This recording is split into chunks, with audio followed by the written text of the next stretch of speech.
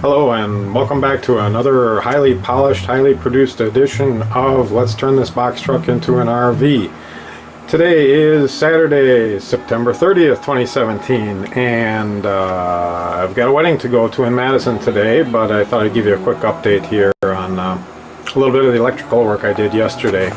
We're talking about extending some of the electrical boxes for the kitchen countertop. As you can see, I cut in a new box here. I drilled some holes and fished a wire over and got it patched in. So that is live now, and this is going to work out better on the kitchen countertop. I plan on filling these in with great stuff, smooth them off, and then they get covered, of course, with the oak paneling, so I don't have to worry about those holes. Also, up here, this is where the DC came for a lot of the lighting, and you can see I've got quite a wad of wires here. These are all soldered well and taped up well. And what I did is I used trailer wire, this 4-conductor trailer lighting wire, to extend these down to these touch switches. These touch switches are pretty cool. They're illuminated. You can see I've got them mounted under here. Now this is just a temporary mount. The countertop is going to come here with a 2-inch overhang, and the cabinet's going to come here. So I'm just simulating the countertop and cabinet to see how I like these switches kind of tucked underneath here. They'll be on the face frame of the cabinet. And I think this is going to work out well for a number of reasons. Number one, they're kind of out of sight. Number two, they've got an LED on them, and they provide just at nighttime just a little LED light for this entry area here by the door, without shooting LED light back to the bed area and hitting you in the eyes during the nighttime. And number three, they're easy to get at, just convenient. When you come in the side door here, you'll be able to get at the light switches, or from anywhere in the cab, you can, from the box here, you can get to them pretty easily. They're touch switches. They require DC to come in one side, and then the LED gets hooked to the other side. I'm quite sure they're pulse width modulated outputs, so you need more than 3 wires. That's the point. You need 4 wires to make these work. The DC 12 volts coming in and the LED coming out. So this one's for the great room, this one's for the skylights, and this one's for the back window light. So let's give it a try here by touching this. You know, if it weren't so light right now, you'd be able to see this better, but by touching it, well, you can't hardly see it. So you got touch and hold there, it's coming up to full brightness, and then I touch it again and it dims down to a very low level, and touch it again and it comes up and it remembers. Now if I just tap it, it goes on and off. And the same is true for these skylight lights. I don't know if you can see them coming on here or not because it's so bright, but I'm dimming it down. At nighttime these just add a wonderful glow.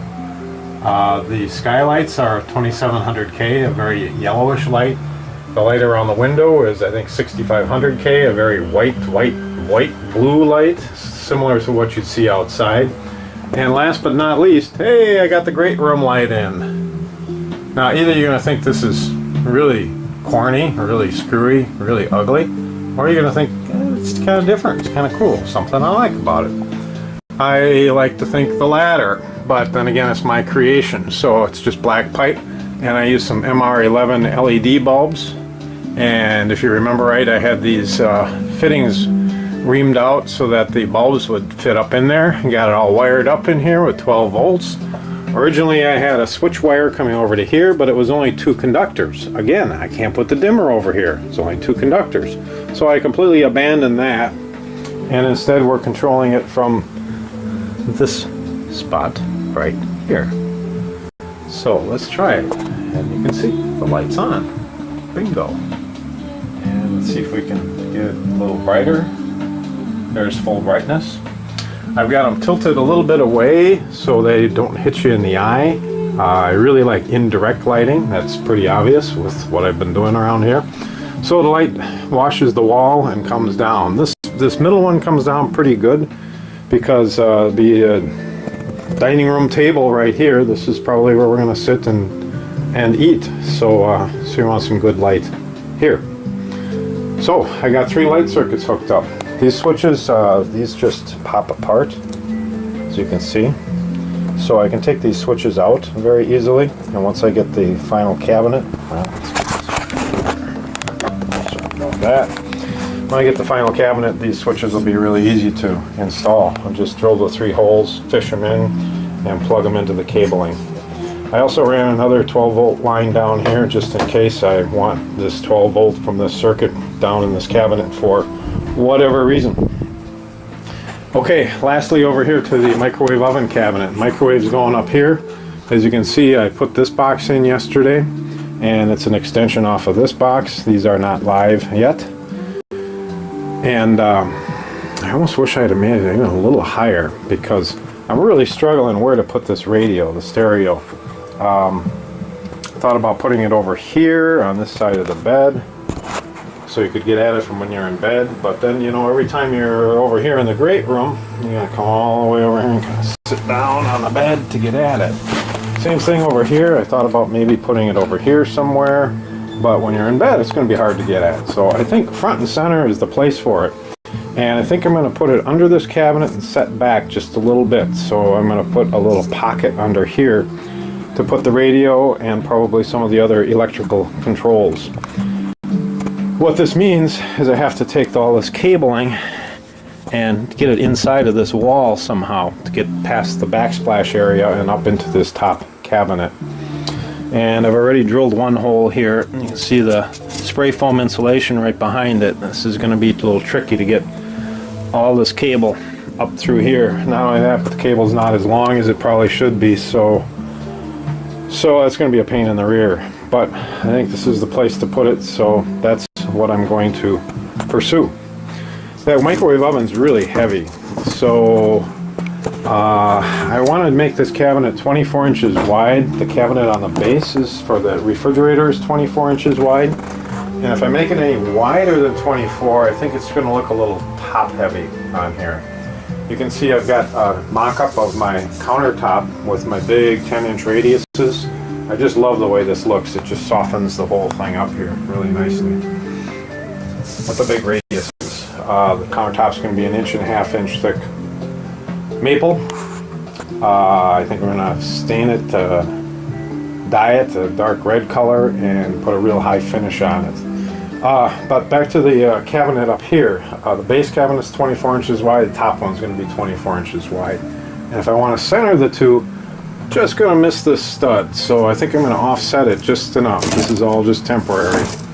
Offset it just enough so that I can bolt it to this stud and bolt it to this stud, and I'll probably do a couple of carriage bolts right on through the box to really hold this thing in place. It's not like a kitchen cabinet which just stays put. This box truck gets a little rough on rough roads, gets bounced around a lot, and like I said, that microwave's heavy. So I'm going to make it out of 3/4 inch ply and really attach it very well. The front of the microwave oven, I plan on putting a door on. I don't really want to walk in here and be greeted with a microwave oven staring me in the face. So I think I'm going to do a bin door that hinges up that conceals the oven. So and above it we got a little space for another little cabinet. What I've been thinking is what I really should do is put a vent in here, and I can put some ventilation around here, use that as a vent space to keep some air moving through this box truck. It gets pretty stuffy in here when it's all closed up, and a vent is probably a good idea. At one time I had one of those fantastic fans, and I actually sent it back. That was way back in February, I think, back when we were still thinking about putting a bathroom, trying to squeeze a bathroom in this box truck. So, you know, plans change. This whole project has been just an evolution. So a lot of the things I've told you that I think I'm going to do, I end up changing my mind and doing something different. I didn't want this too low, because then you start to get, you know, not a whole lot of space between the countertop and the top. And if it's too low also, when I put this radio down here, I'm going to have to bend down to see it. You know, I'm 6 foot tall, so I got to figure out how to set it back just enough so that I don't have to bend down to adjust the controls on the stereo. So that's going to be 24 inches wide, which leaves a little extra here for this top cabinet. Originally I was going to make this just the size of the bed, which is, what is it, 60 inches? But I think it's going to be more like 66 inches. So that there'll be one cabinet here and one cabinet here. Alright, enough rambling on. Until next time.